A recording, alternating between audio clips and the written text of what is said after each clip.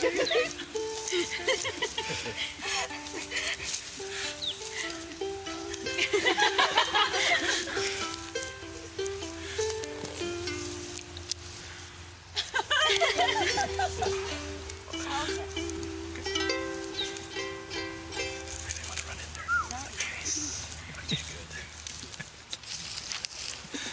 everyone.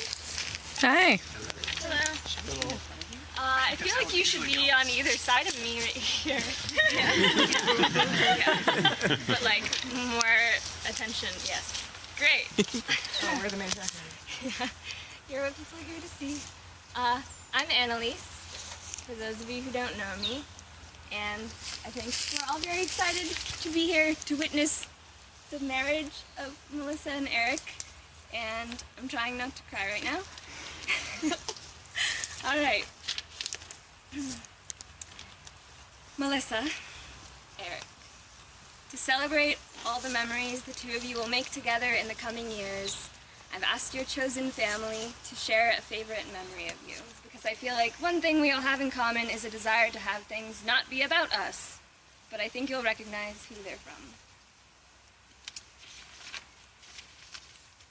Eric, do you remember trips to the cabin, Mount Hood, the day-to-day, school, dogs, family? I have watched you grow into an amazing person. I am thrilled at the person you've become, and I'm honored to be your mom.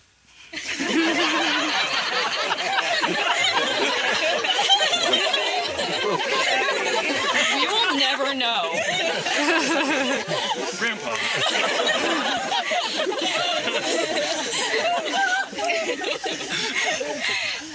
You are kind, strong, brave, hilarious, patient, and most of all, respectful and caring of others. I am in awe of you every day. Melissa, do you remember the boiler room, where three ladies shared memes about feminism, cats, and peanut butter? The room was more than a place for sharing laughs. It was where we shared our victories, our failures, and our support for one another. I look upon those memories fondly, and I'm so thankful to call you my friend. Eric, do you remember the minor fender bender I had when I was driving you and Jamie home from Estacada? It was truly minor, no one was hurt, but still very upsetting to me. So after dealing with insurances and trying to calm down, hearing my 4-year-old grandson say, "It was only an accident, Grandma," was just about the best thing in the world. Your words comforted me then and have many times since then. I always know I will get a thoughtful and caring response to any problem I bring you. Melissa, do you remember the time your friends turned an apartment into a neighborhood so you could go trick-or-treating? Eric, do you remember when you convinced me to suck the entire blue magic marker dry because you said it would taste like ice cream? Oh, and when you said the block of fertilizer was a salt lick.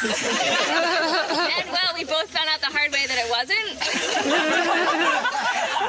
For as long as I can remember, I've always followed your lead. Luckily for me, your advice became more thoughtful as we grew older. You're still the person whose opinion I value. Eric, do you remember when I flew home from Boston for Christmas and first met you? Probably not, because you would have been just over 6 months old.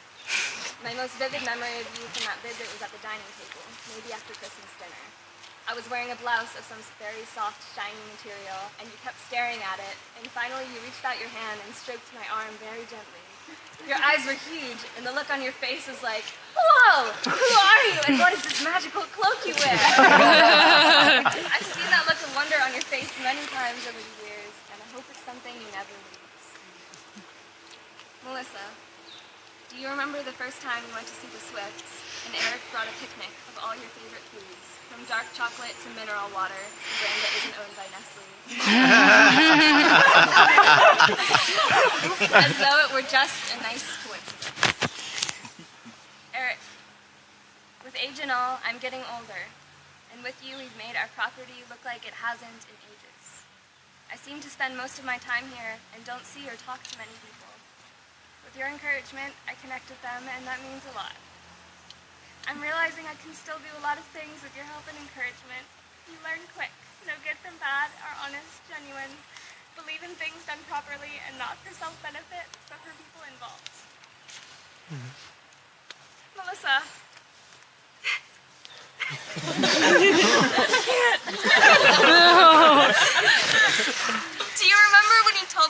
Infinite Jest as an ebook? I was amazed you had finished it when I gave up after 150 pages. Then you said the footnotes were linked, so you immediately returned to the proper place in the book. I was horrified. It seemed like a kind of cheating. Wallace's whole point was for the experience of reading the footnotes to disorient. I share this only because I feel like Eric needs to know the kind of woman he's marrying.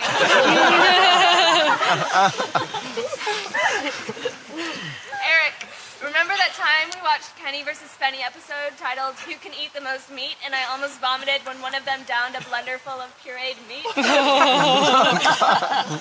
Do you remember discussions over whether or not MSG and microwaves were harmful? You wanting proof and me arguing for the power of intuition. I still stand by my guts, damn it. Run from both! Melissa, I remember when we were both in high school. We met a year or two prior and became great friends after I stuck my feet in your face to keep you awake at our first slumber party. We pretty much spent every day together until I moved away. At my going away party, you punched a hole in my living room wall because you were so mad and we were both so sad we'd never see each other again. 12 plus years later, here we are, both with amazing lives and much bigger than two small-town girls singing Drops of Jupiter while painting my parents' living room. I don't even know who this person is. Eric, do you remember the first time we got to hang out? We were splitting wood, and I'd never actually held a maul before, let alone used one. I had a knot, and a piece of wood hit me in the leg and left a big bruise. But you were so patient with teaching me that I completely forgot how nervous I was. Melissa, do you remember your first periscopic Christmas dinner? What I remember most is when I asked you about Eric. You told me a little about him, and at some point I asked you, so things are going well with him? And you paused, thought for a moment, and then gave me this perfect Melissa Lewis smile, where you smile more with your eyes than anything else. And you nodded your head with confidence and contentment. We all know how masterfully you articulate yourself, but in that moment, you said everything about you and Eric without saying anything at all. Eric, do you remember sharing your devout love and adoration for the person Melissa is, no matter the twists and turns the beginning of your relationship took? The times I would listen to your unwavering adoration of her and tear up in disbelief that someone could love another so deeply, valiantly, and honestly, without needing the other to love you back. It was and is rare.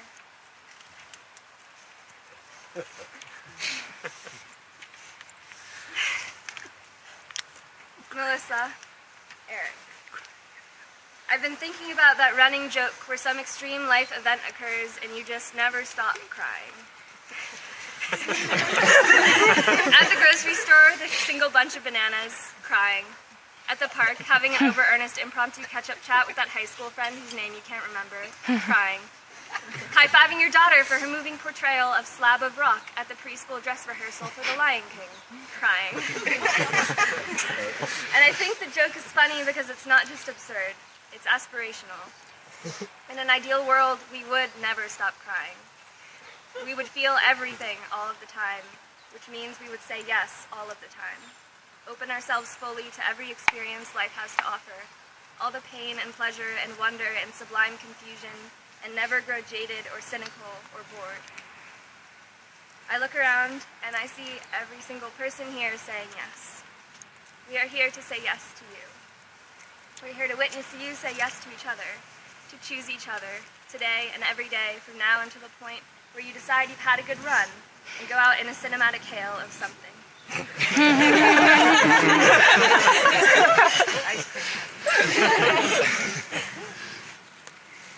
Here are your rings. They are made of tungsten carbide with an equal distribution of tungsten and carbon atoms.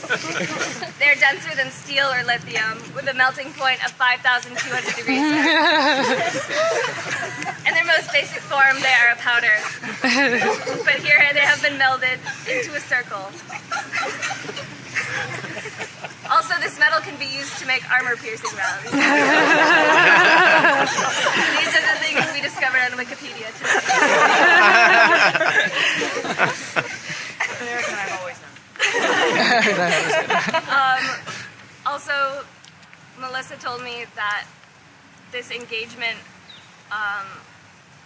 didn't happen with a normal proposal, but rather Melissa had mentioned that gold was very soft and that if she ever happened to get married, that she would prefer a suitable alloy. And sometime later she came across the tungsten carbide article on Wikipedia and sent it to Eric, and he got the hint. Because he had been looking at the exact same article.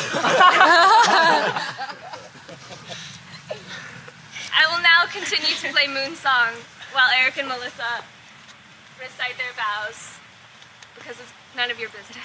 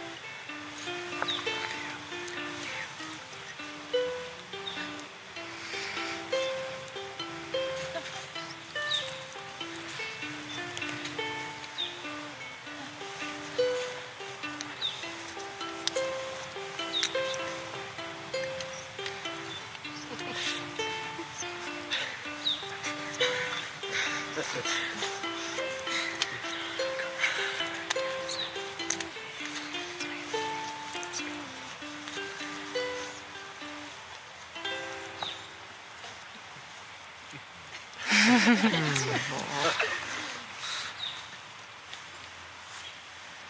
you still have your rings?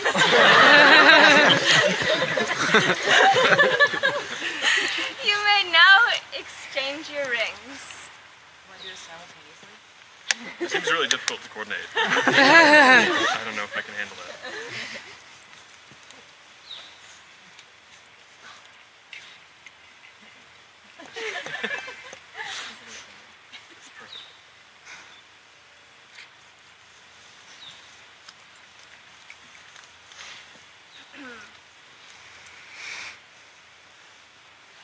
Do you, Melissa Lewis, take Eric Alwine to be your lawfully wedded, neutral good husband? Do you, Eric Alwine, take Melissa Lewis to be your lawfully wedded, chaotic good? I do. We are so honored to be with you as you learn and grow and love together. Look around you. This is what family looks like. Look at each other. This is what family looks like. You may now kiss if you would like to do so. Looking forward to that. I now pronounce you husband and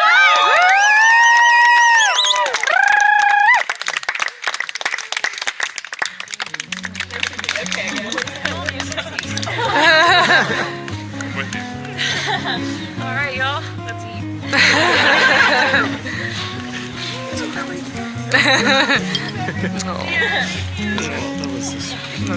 I never sang Drops from Jupiter. Yes, you did. Liar. So, Happy wedding, y'all. happy wedding. For the record, I didn't cry. You're also lying.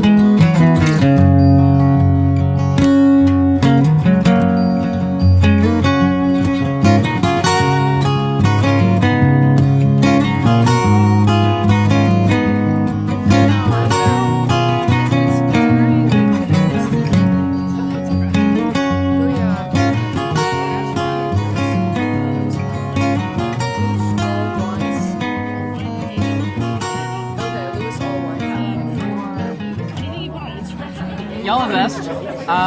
Some of the best human beings I've ever met. Where does he go? And I don't have the words. Yeah, it's a great ceremony. Awesome. The what? I'm sorry? What's good? Great. Awesome. How do you feel? What do you feel like? I feel like I love Eric and Brussels sprouts, and also my friends. I love Brussels sprouts as well, so that's an awesome thing.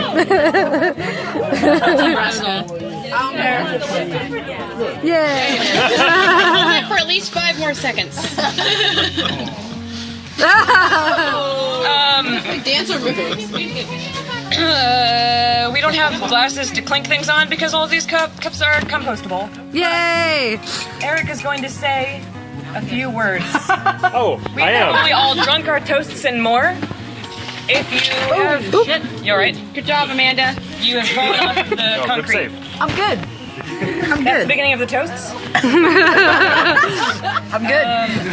Eric will stand up and say things. We Yeah. will all say emo things. And I will walk around with champagne while he's doing that. It's not a party until I As you should. This is a good place to stand. The lighting is not good there though, so move. Because I can. Yeah, stand like right. Right there is good. Right there. That's good. Can't see my face. That's perfect. Good. Yeah, you're in the dark, so you're great. Silhouette. Yeah, it's completely dark. So, I must admit, for probably most of the time we've been engaged, I've been kind of terrified of getting married. Not of marriage, of course. If you'll forgive my saying so, I'm taking notes. There's nothing I'm more unreservedly excited about than Melissa and I getting to spend the rest of our lives together.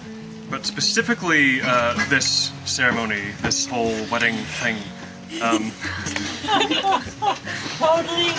It always seemed to me, and wrongly, definitely wrongly, that it would involve a bunch of performance and spectacle and any number of things that I'm especially uncomfortable with and suck at. But then, of course, as she tends to do, Melissa offered me an insight that got straight to the heart of the issue, that a wedding isn't just some ceremony for performing affection,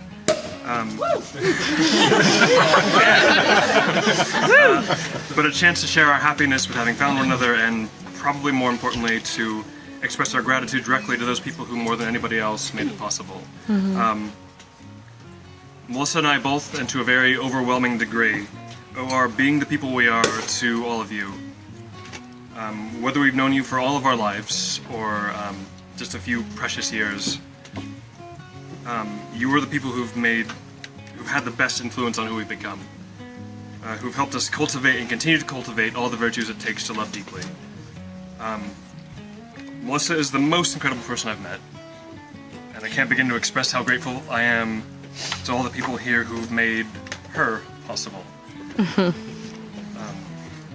also never met anybody so consistently effusive about her friends, and in all fairness, I suspect that I don't know anyone so well justified. I have no less gratitude for people in my life, friends and family,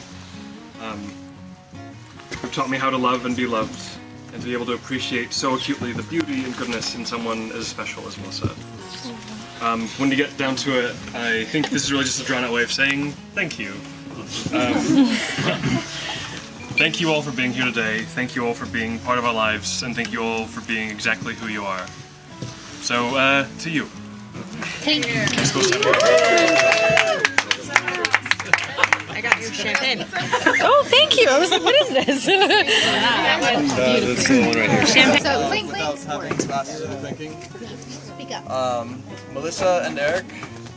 Melissa, I don't actually know you a great deal in person, but I have heard very many wonderful things about you from Eric. And that's a very interesting way to say it. I think that you guys are going to be fantastic for each other because you've been fantastic so far. And I don't know you a great deal, but I know Eric very well, and I have seen the changes in him that you, being with you, have wrought, and He's Cthulhu. We gotta talk. That's awesome. and it's amazing. As long as you guys make sure that, as I'm sure you will do, that you never let never be the one that drives the other side away. Never be the one that says, like, that you're going to sleep on the couch or that the other person has to do something. Never draw that line in the sand. And I don't think that either of you have such a conflicting personality that you would do that to each other. I think you are going to be fantastic. I know you're going to be fantastic. You already are.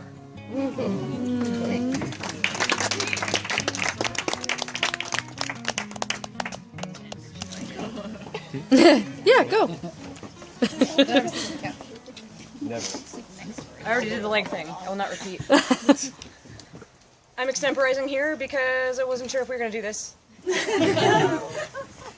Eric, as usual, shares my values and already conveyed a lot of the things that I would want to convey to everyone here today. But in trying to put this wedding together, it became so apparent to me that everything that I feel good enough to offer to somebody else is this amalgam of the love and graciousness and brilliance of the people that I've grown up with over the last 15 years. A few years ago, I felt certain I could never be the kind of person who could promise to love somebody forever, and also, perhaps more challengingly, if that's an adverb, accept love. It is something you do very deliberately each day, and it doesn't feel all that deliberate with Eric, because he's an incredible man and has been since we met. But I appreciate, given Eric's work on our other friends, our friends that got married last year, Diana and Ash, in working on their wedding, it became evident what Eric's values about a marriage are too. And I loved that we independently had come to the conclusion that a lot of marriages, the everyday work of it. I hesitate to talk about this as like an agnostic person, but you know, there are some ideas in Buddhism about how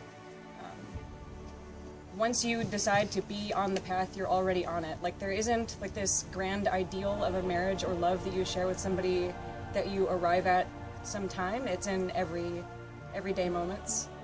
When I had that thought, I started collecting things that Eric does each day to that effect, and they include the fact that even when he is totally asleep, when I come to bed at night and I'm cold, he wraps his legs around my legs to warm me up again. And he makes dinner sometimes when I'm out late and times it so that for like the walk on the way back, it's cooling from having been reheated. Truly a master. Yeah, I could linger on too long. Extemporizing is maybe not a strong suit. But thank you to everyone here for, again, helping to make us the kind of people that can love each other and be loved for the rest of our lives. Yay.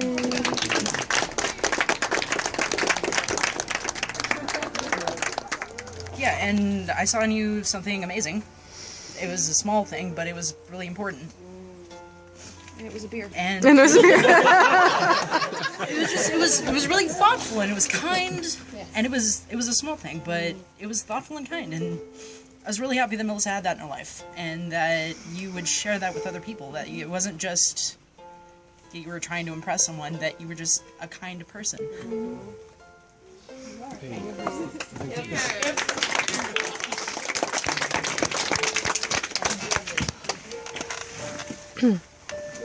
Who's next?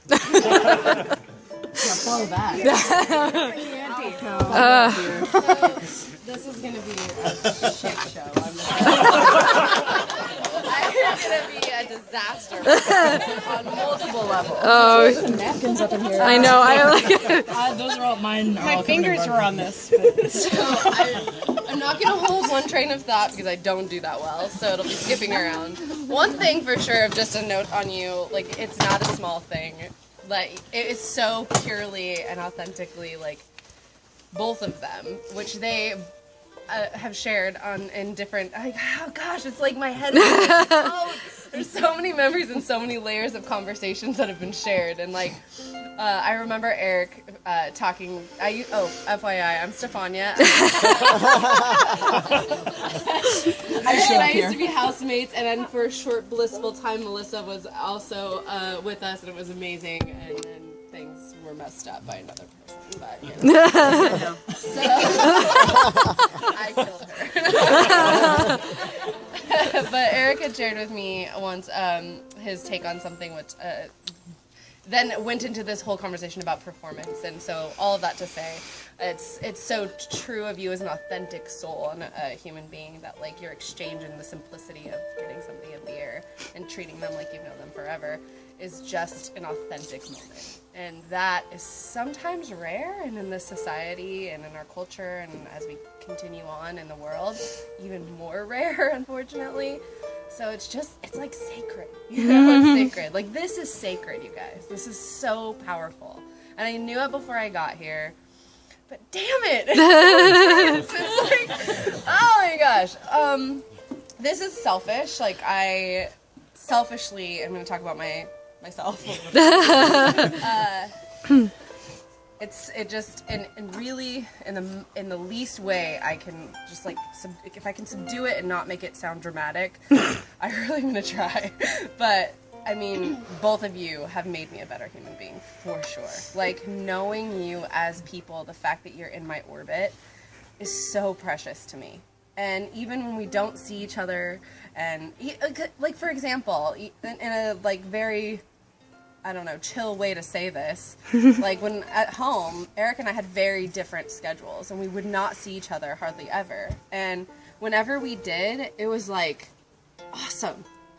It would only be for maybe half an hour, 20 minutes, sometimes an hour if we were lucky, but then we would just laugh until our guts hurt. We would talk super intensely.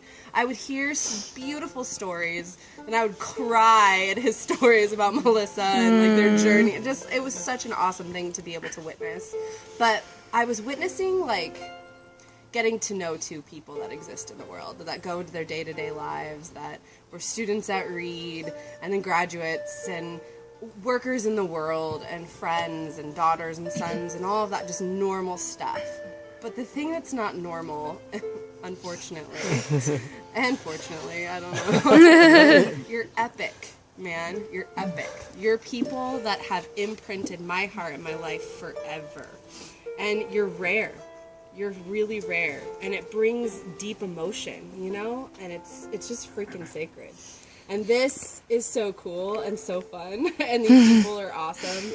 But, I mean, like, thank you, really and truly, for just living authentic lives, because it changes the world for real.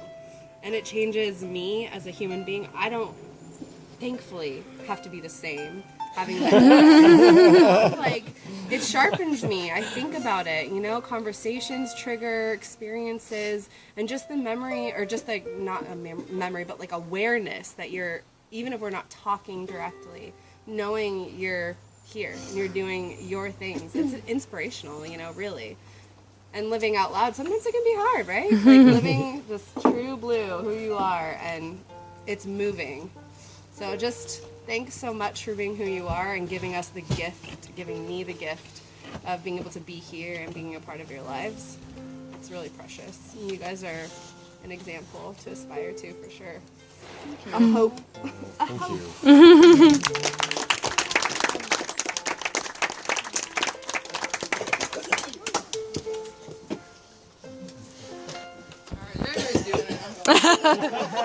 Do it, Katie! There are 32 bottles of wine. We're fine. All right.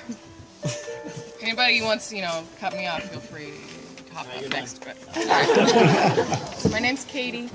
I've known Melissa for a decade now, and verklempt. When I met her, she was 19. Oh, wow. Can't do the math for how old she is now. And as a 19-year-old, she was a very, very angry, feisty. Oh, yeah. And very understandably so, as I got to know her. She had had one of the most challenging and arguably fuck all lives I've ever heard of. And that's not just because all of my friends are sheltered. But because, you know, there was just so much shit that she had been through that was some of the most intense and worst stuff that I'd ever known a person in real life to have gone through. And we had many a conversation, many a night of her, you know, being sad and going through whatever things were re-stimulating her based off of those kinds of experiences and stuff. And she would often apologize to me for being a mess or for being affected by these things. And I would just remind her as best I could, like, honey, no. Like, the fact that you are still here after going through any one of these things, let alone all of them, is amazing. You're amazing. And especially when she came here and got into Reed, I started seeing this amazing transformation from this. My metaphor for it is this: she was this angry little kitten, so fucked off, and had been, you know, literally abused and kicked, and it's like, oh, well, what the fuck? Why would someone do that to an adorable little kid?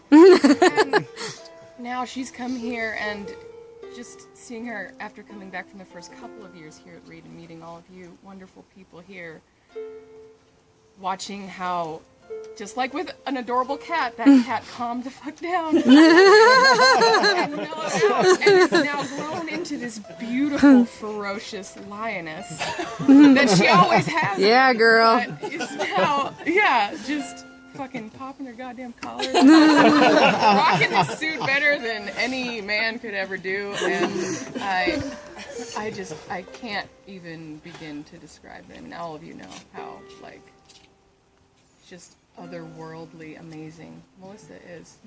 And not to, like, have this lean too hard into the Melissa side of things, though, because I'm getting to you, Eric. The point I'm trying to get here is that when I met Eric, which wasn't that long ago, it was maybe only just like last year, I think. The second and again, this came about the second I heard about him, but especially when I saw him, interact with him, and it was confirmed. Like, oh, thank fucking God. Like, after the life Melissa's led, there is no greater compliment I can give a man than to say that you are the type of man that I wouldn't want Melissa to end up with anybody else than you. And thank you so much, because it is such a fucking relief. I and we all love Melissa so much, and this is exactly what we want to have happen. It was why this is such a beautiful day to celebrate, and I want to see, you know, what the, you know, 10-year and the 20-year and the 30-year reunions. Raggedy old cat. And whatever hail of gunfire it all ends in, I'm going to be right there with you guys. Taking pictures. I love you both so much, and thank you for having me. Yay.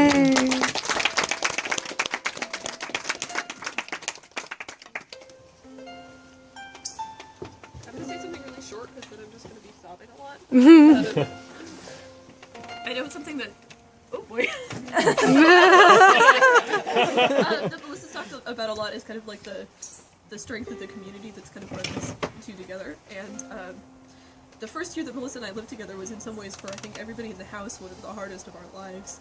And the fact that we all not only survived it, but have kind of continued to live in a wonderful way and to have this connection with each other is like one of the things that I treasure the most. And so I'm really just grateful for Melissa especially, and everybody who was part of that experience. And Eric, of course, is you know, part of what helped us all kind of have the stability to do better, and it's really amazing. So drink to that. Yay!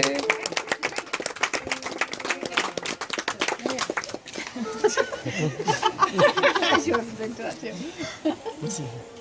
Well, it sounds like Champagne. she's like an awesome guy. And it sounds like she's just like an awesome girl. It sounds like The latter she's is like certainly an the awesome case. couple. I think that pretty much everyone here would agree that yes, awesome guy and awesome girl have gotten together to be awesome married couple now. Yeah. Today we will kick awesome Awesome ass. couple now. You guys are We will awesome. awesomely take down Monsanto in a hail of gunfire. Yeah. With ice cream cones. We'll join you. Yeah. Hail of ice cream cones. It does not drop on the ground. Armor piercing ice cream. Armor-piercing rings, yeah. Hopefully I don't have to use those lovely rings of yours to do so. Yeah. Keep them on your finger. We should not have an attachment to the material. I believe in you.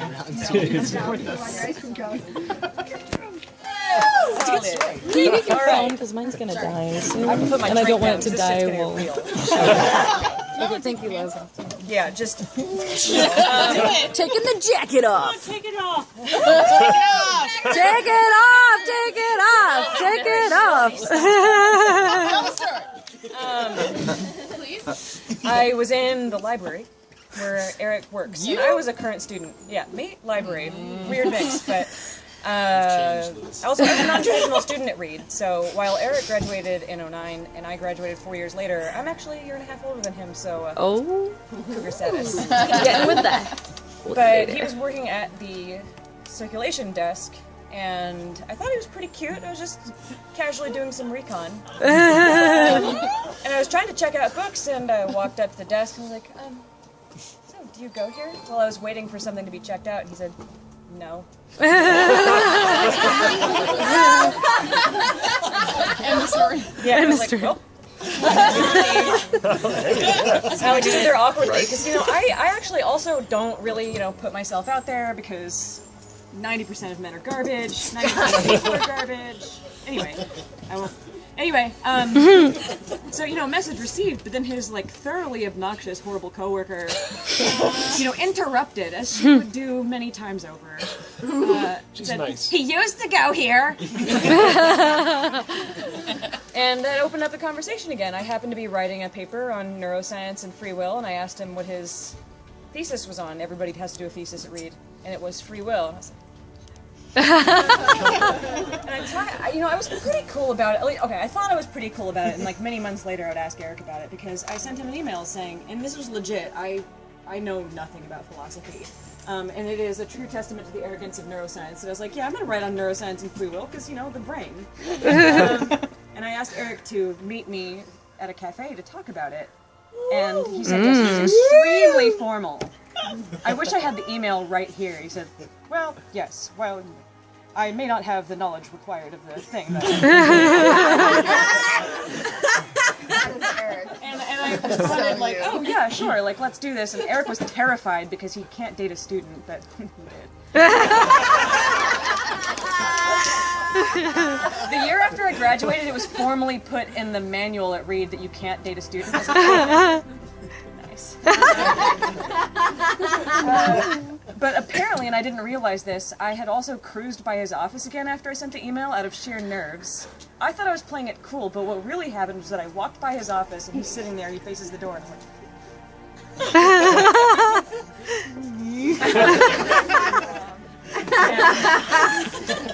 Eric played it very cool. We did just talk free will at the cafe, but then I was really hungry. It's like a restaurant right here. So. Eric was very Eric in that moment. Such a gentleman, such a nerd. A gentleman and a nerd.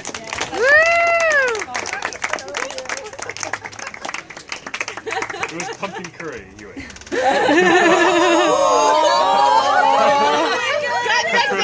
Start this wedding all over again. I missed the first part. Let's go back. Get married all over again. I can't handle it. You guys are too much. Good lord. Too much. Oh, B. Oh, that'll be frisbee. Was it Tom Yum? Yeah. Oh, yeah. Everybody here. Close to me. It's eating my lasagna.